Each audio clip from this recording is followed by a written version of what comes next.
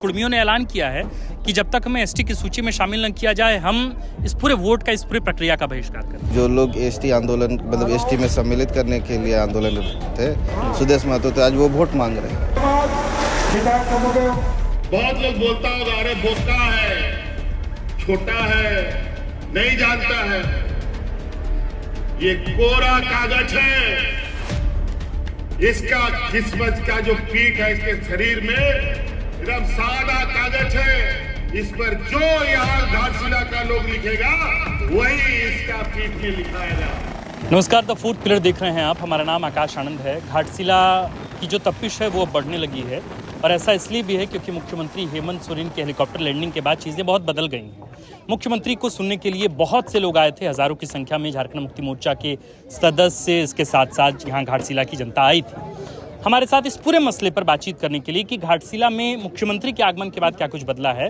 इस पूरे मसले पर बातचीत करने के लिए मनोहरपुर से झारखंड मुक्ति मोर्चा के वर्तमान विधायक जगत मांझी हैं, इनसे पूरी बातचीत करेंगे। मतलब एक तो उन लोगों से बातचीत करने में एक तो ऐसे ही दिलचस्पी होती है उनको समझना कि वो एक राजनीतिक विरासत का प्रतिनिधित्व कर रहे होते हैं, है ना। जैसे आप भी उसी परंपरा से आते हैं, सोमेश सोरेन भी अब उसी परंपरा में आगे बढ़ रहे हैं। तो इसके प्रॉज एंड कॉन्स क्या हैं, पहले हमको समझाइए। इसका सकारात्मक पक्ष क्या होता है जब किसी के पिता या किसी की माता जब पॉलिटिक्स में होती हैं और उनको किसी कारणवश आना पड़ता है, और ठीक उसी प्रकार जैसे रामदास सोरेन की वजह से, उनके निधन की वजह से सोमेश सोरेन को आना पड़ता है। तो इसके मजबूत पक्ष और नकारात्मक पक्ष क्या होते हैं? इसमें मजबूत नहीं, इसमें जिम्मेदारी है। हाँ। पूरा का पूरा जिम्मेदारी जो काम उन्होंने किया है, अगर हम उनसे थोड़ा भी कम करेंगे तो हम फेल होंगे।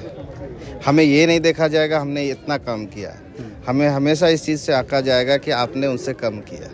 तो हमारे लिए ये हमारी बहुत बड़ी जिम्मेदारी है कि हम उनसे बेहतर ही करते जाए। और ये अच्छी बात है कि इससे समाज के लिए, इससे अपने कंस्टिट्यूंसी के लिए बेहतरी ही होगा, क्योंकि उनका काम हमेशा उनके काम से हमको कंपेयर किया जाएगा। जगत मांझी जी, जब आप जैसे जाते हैं तो लोग आज भी आपको बतौर जोबा मांझी के बेटे के तौर पे आइडेंटिफाई करते हैं, या आपको अब आपके काम की वजह से भी जाना पड़ता है? मतलब चूंकि होता है ऐसा कि भाई आप उस विरासत से आते हैं तो आपकी इंडिविजुअल आइडेंटिटी क्रिएट होने में थोड़ा समय लगता है। नहीं, कल तक भी मैं उस विधानसभा का बेटा ही था। हाँ। आज भी बेटा ही हूँ। हाँ। किसी का भाई हूँ, किसी का बेटा हूँ, किसी का चाचा हो, वो एक परिवार है।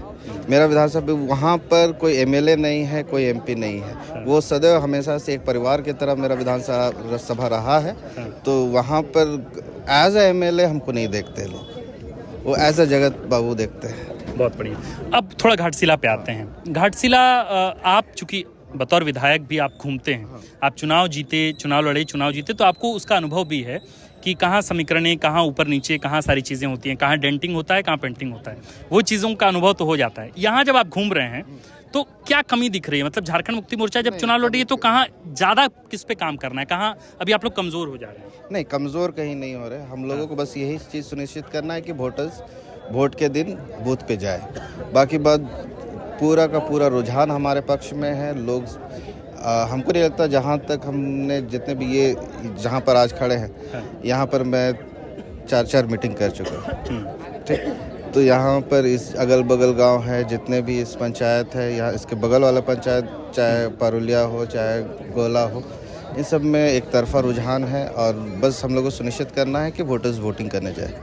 एक आध और सवाल है। एक सवाल तो मूल रूप से ये कहा जाता है कि चूंकि चंपाई सोरेन के बेटे हैं बाबूलाल सोरेन, एक बड़ा कद है, चंपाई सोरेन का एक बड़ा नाम है। दूसरी तरफ रामदास सोरेन का एक बड़ा कद है और उनके बेटे हैं सोमेश सोरेन। दोनों लोग राजनीति में बिल्कुल नए हैं, अभी ककहरा सीख रहे हैं राजनीति का। ऐसे में जब दो लोग आपस में आ रहे हैं तो ऐसा कहा जा रहा है कि ठीक है, बाबूलाल सोरेन रामदास सोरेन से लड़े तो 22,000 वोट से हारे, लेकिन सोमेश सोरेन भी बिल्कुल ठीक ठाक उनके जैसे ही हैं, बाबूलाल के जैसे ही, बिल्कुल नए हैं, बिल्कुल युवा हैं।